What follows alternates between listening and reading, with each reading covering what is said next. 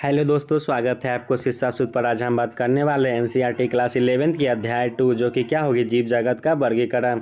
तो चलिए हम लोग क्या करते हैं, वीडियो को शुरू करते हैं बिना समय को गंवाए हुए। तो फर्स्ट नंबर जो क्वेश्चन कर रही है, जीवों के वर्गीकरण के वैज्ञानिक मानदंडों का जो उपयोग है सर्वप्रथम किसने किया था। तो जीवों का जो वर्गीकरण वैज्ञानिक मानदंड को जो उपयोग सर्वप्रथम किए थे वो कौन किए थे, तो अरस्तु किए थे। तो राइट ऑप्शन क्या हो जाएगी, बी हो जाएगी। वही हम लोग इसके एनसीईआरटी की लाइनों की बात करें तो एनसीईआरटी की जो लाइनें कह रही है, सभ्यता के प्रारंभ से ही क्या है, मानव ने सजीव प्राणियों को वर्गीकरण करने के प्रयास किए। वर्गीकरण में प्रयास वैज्ञानिक मानदंडों की जगह सहज बुद्धि पर आधारित है। हमारे भोजन, वस्त्र, आवास जैसी सामान्यतः उपयोगिता के वस्तुओं को उपयोगी आवश्यकता पर आधारित क्या है होते हैं। इन्हीं प्रयासों में जीवों के वर्गीकरण के वैज्ञानिक मानदंडों का उपयोग सर्वप्रथम किसने किए थे, तो अरस्तु ने किए थे। और हम लोग नेक्स्ट क्वेश्चन की बात करें तो नेक्स्ट क्वेश्चन जो कह रही है, दिए गए कथन और कारण पर विचार करिए और किसमें सही विकल्प का चयन करना है।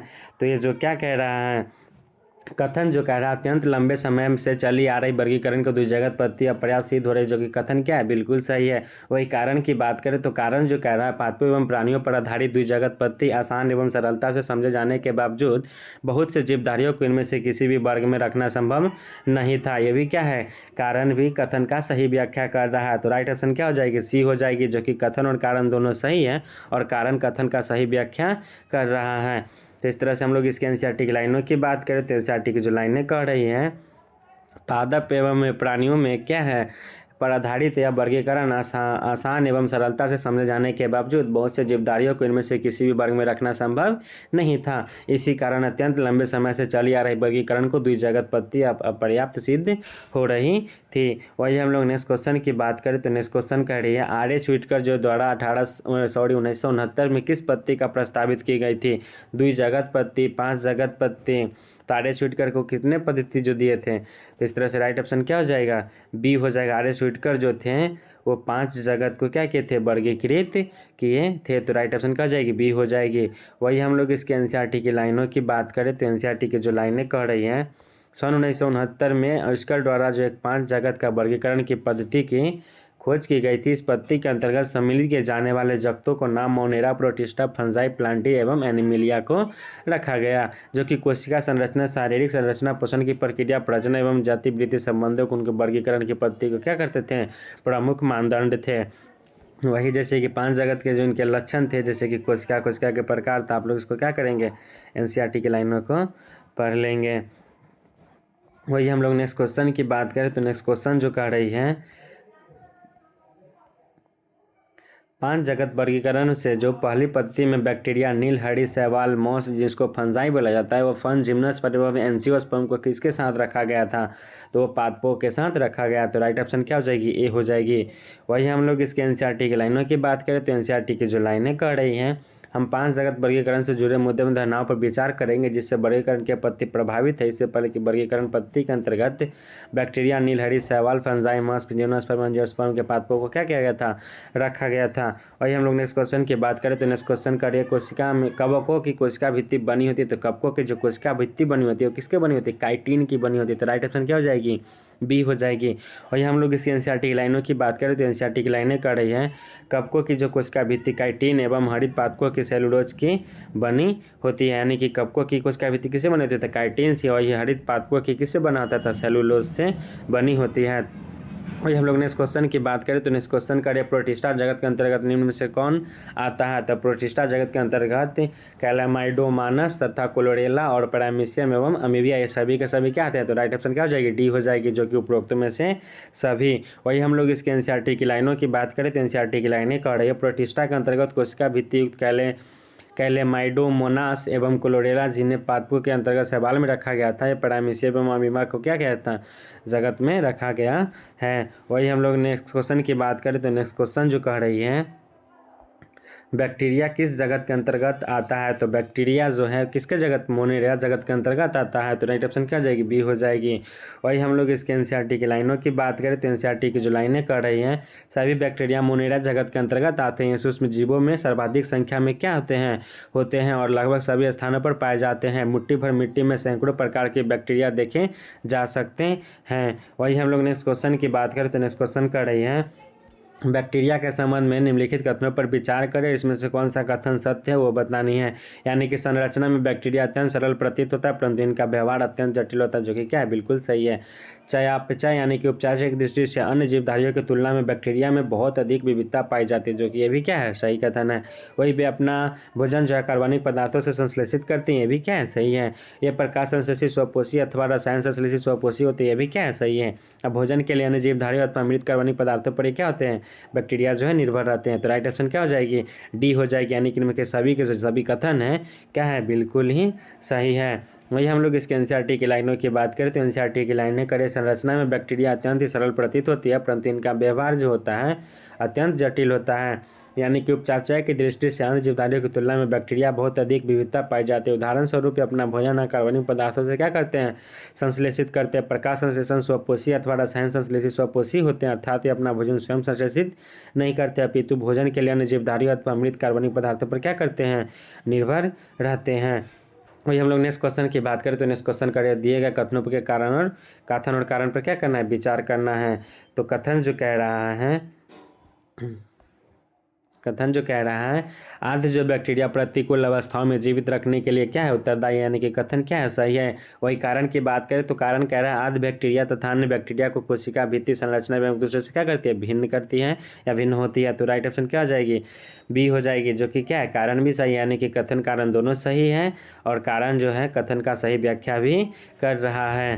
राइट ऑप्शन क्या हो जाएगी, बी हो जाएगी। वही हम लोग इसके एनसीईआरटी की लाइनों की बात करें तो एनसीईआरटी की लाइनें कर रही है आद्य बैक्टीरिया तथा अन्य बैक्टीरिया की कोशिका भित्ति की संरचना एक दूसरे से भिन्न होती है।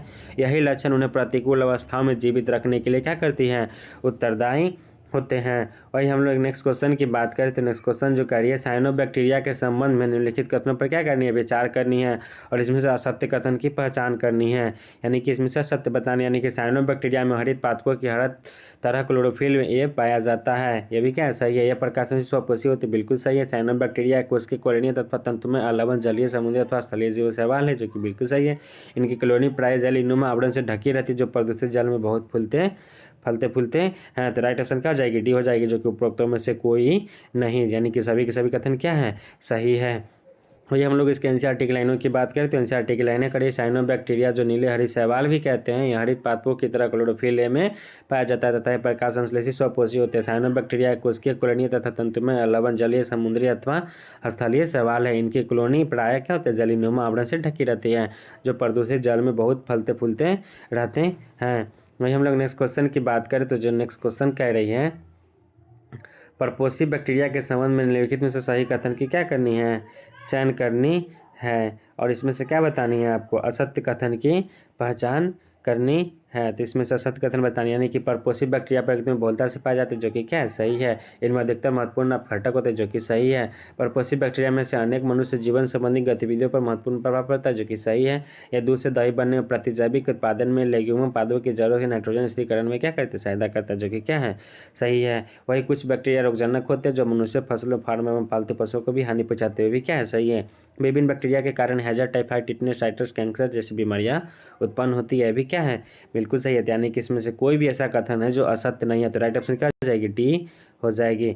वही हम लोग इसके एनसीईआरटी की लाइनों की बात करें तो एनसीईआरटी की जो लाइनें कर रही है परपोषी जो बैक्टीरिया प्रकृति में बहुलता से पाए जाते हैं और इनमें अधिकतर महत्वपूर्ण अपघटक होते हैं। परपोषी बैक्टीरिया में से अनेक मनुष्यों के जीवन संबंधी गतिविधियों पर क्या करते हैं, महत्वपूर्ण प्रभाव पड़ते हैं। दूध से दही बनने में, प्रतिजैविकों के उत्पादन में, लेग्यूम पादप की जड़ों में नाइट्रोजन स्थिरीकरण में क्या करते हैं, सहायता करते हैं। कुछ बैक्टीरिया रोगजनक होते हैं जो मनुष्य, फसलों, फार्म एवं पालतू पशुओं को हानि पहुंचाते हैं। वही विभिन्न बैक्टीरिया के कारण हैजा, टाइफाइड, टिटनेस जैसे, साइटस, कैंसर जैसे बीमारियां भी उत्पन्न होती है। वही हम लोग नेक्स्ट क्वेश्चन की बात करें तो नेक्स्ट क्वेश्चन का है सभी एक कोशिकीय प्रोकैरियोटिक को किसके अंतर्गत रखा गया। तो सभी एक कोशिकीय जो यूकैरियोटिक कोशिका जो होते हैं उसको प्रोटिस्टा के अंतर्गत रखा गया है। तो राइट ऑप्शन क्या हो जाएगी, सी हो जाएगी।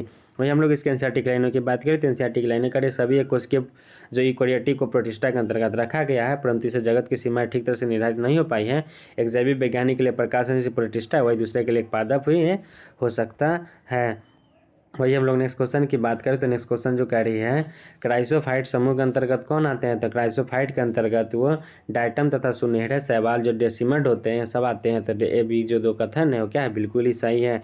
वही हम लोग इसके एनसीईआरटी की लाइनों की बात करें तो एनसीईआरटी की लाइनें करें समूह के अंतर्गत डाइटम तथा सुनहरे शैवाल डिसमड आते हैं। वही हम लोग नेक्स्ट क्वेश्चन की बात करें तो नेक्स्ट क्वेश्चन जो कह रही है डायनोफ्लैजिलेट के संबंध में निम्नलिखित कथनों पर विचार करनी है और इसमें से सत्य कथन की क्या करनी है, पहचान करनी है।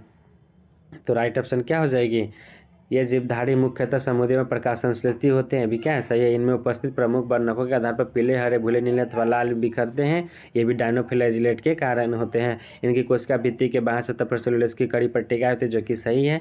अधिकतर डायनो जो फ्लैजिलेट के दो कलाभ होते हैं जिसमें एक लंबा तथा दूसरा अनुप्रस्थ रूप से भित्ति पट्टिकाओं के बीच खांच की उपस्थिति को क्या होता है। वही लाल डायनोफ्लैजिलेटेड जो संख्या में विस्फोट होता है जिससे समुद्री तथा लाल दिखने लगता है, यानी कि सभी के सभी कथन क्या है, सही है।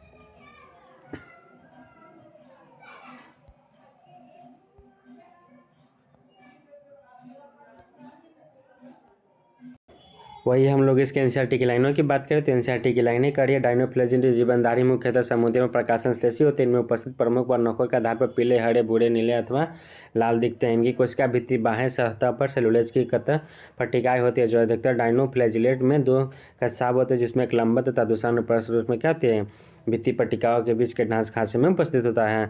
या लाल डायनोफ्लैजिलेट की संख्या में विस्फोट होता है जिससे समुद्र के जल क्या होता है, लाल तिरंगे की तरह दिखने लगता है। वही हम लोग नेक्स्ट क्वेश्चन की बात करते हैं। नेक्स्ट क्वेश्चन जो कह रही है कौन से ऐसे जीवधारी है जो सूर्य की प्रकाश की उपस्थिति में प्रकाश संश्लेषण होते हैं लेकिन सूर्य के प्रकाश के नहीं होने पर अन्य सूक्ष्म जीवधारियों का शिकार कर परपोषी की तरह व्यवहार करते हैं। तो इसके ऑप्शन को देखते हैं। तो इसका ऑप्शन क्या हो जाएगी, यूग्लिनाइड जो होते हैं क्या इस तरह से व्यवहार करते हैं। तो राइट ऑप्शन क्या हो जाएगी, सी हो जाएगी। वही हम लोग इसके एनसीईआरटी की लाइनों की बात करें तो एनसीईआरटी की लाइनें करिए सूर्य के प्रकाश की उपस्थिति में प्रकाश संश्लेषी होते हैं लेकिन सूर्य के प्रकाश को नहीं होने पर ये सूक्ष्म जीवधारियों का शिकार कर परपोषी की तरह व्यवहार करते हैं। तो वही हम लोग नेक्स्ट क्वेश्चन की बात करें तो नेक्स्ट क्वेश्चन करिए अपभंग जो कवक है तो निम्न से किस कथन, तो इसके विचार करना सत्य कथन की पहचान करनी है, यानी कि इसमें के सभी कथन है क्या है, सत्य कथन है। यानी कि अपभंग मृत पोषी प्रतिष्ठा होती है, सर्दियों टहनियों पर पत्तों के गस्ती के कहते जैव पदार्थों को भक्षण करते हैं।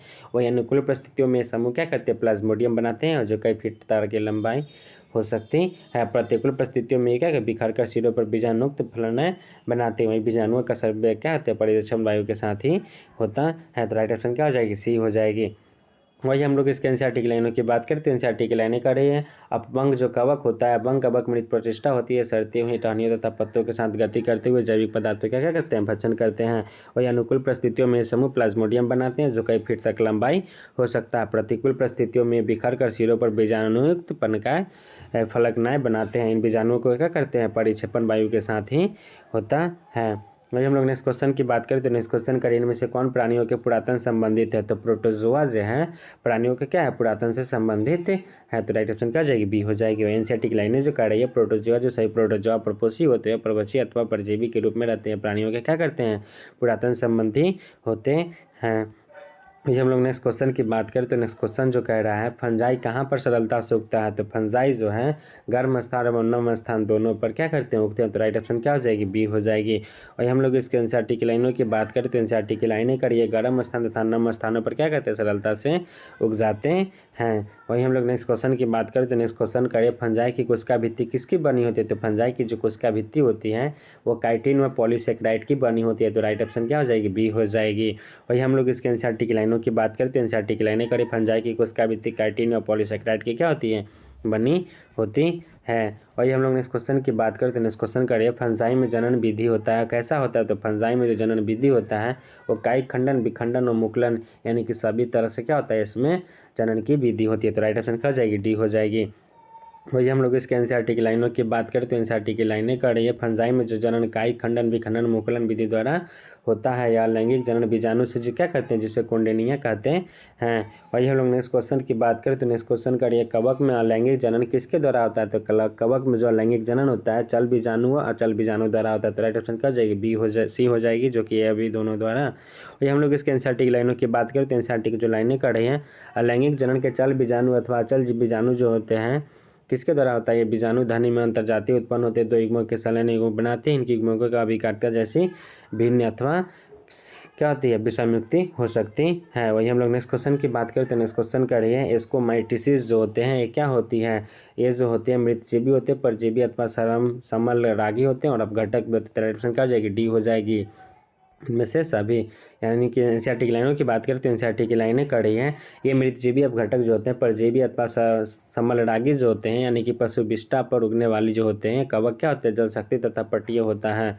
वही हम लोग इसके नेक्स्ट क्वेश्चन की बात करें तो नेक्स्ट क्वेश्चन जो कह रहा है बेसिडोमाइटिस ज्ञात जो सामान्य मशरूम ब्रैक्टेम फंजाई अथवा पफबॉल जो है ये कहाँ उगते हैं? तो ये जो उगते हैं मिट्टी में उगते हैं, लिट्ठे तथा वृक्ष के ढूंढने पर भी उगते हैं, सजीव पादपों के अंदर परजीवी के रूप में भी उगते हैं। तो राइट ऑप्शन क्या हो जाएगी? डी हो जाएगी, जो कि उपरोक्तों में से सभी पर क्या होते हैं?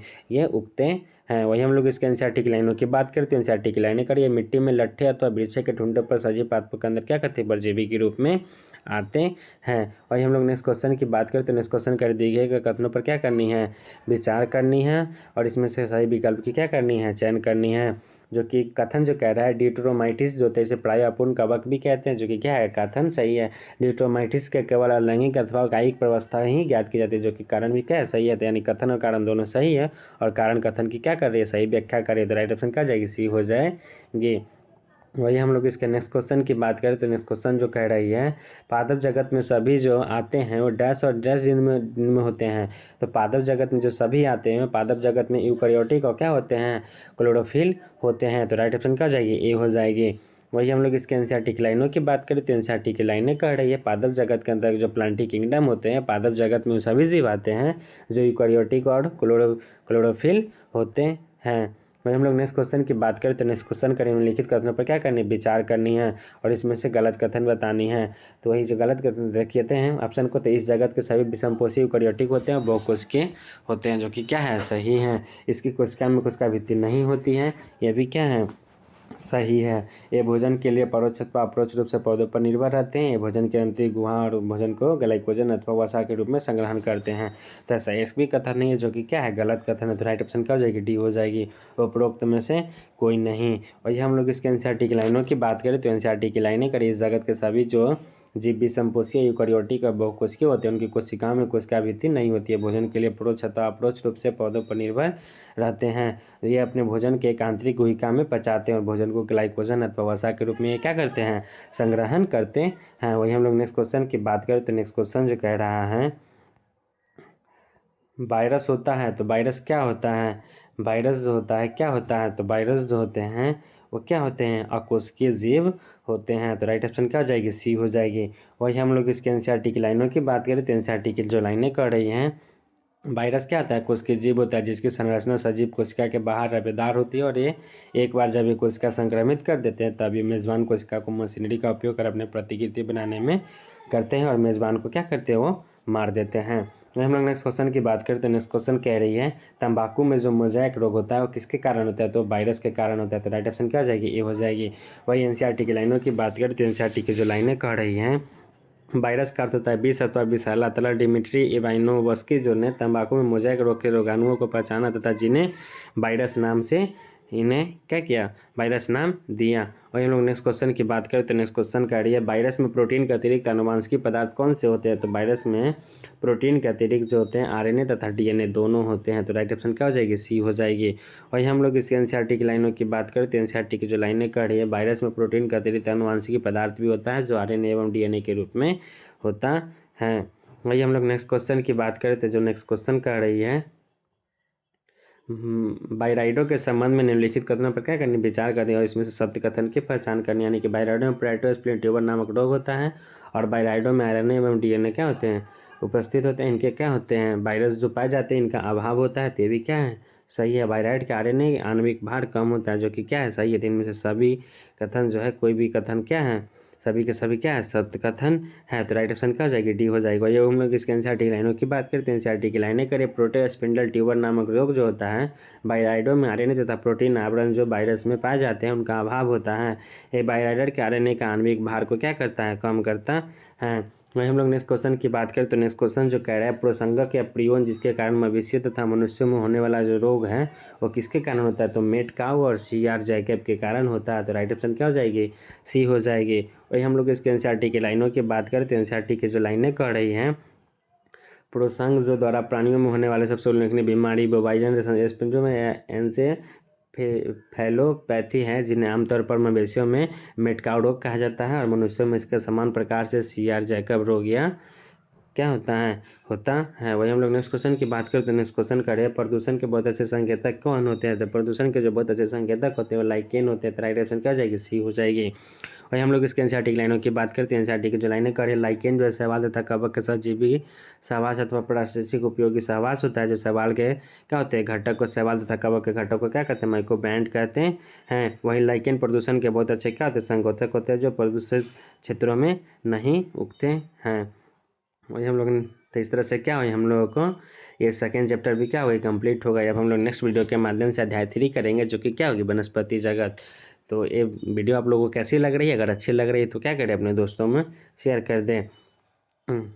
अंत तक बने रहने के लिए वीडियो में थैंक यू। जय हिंद।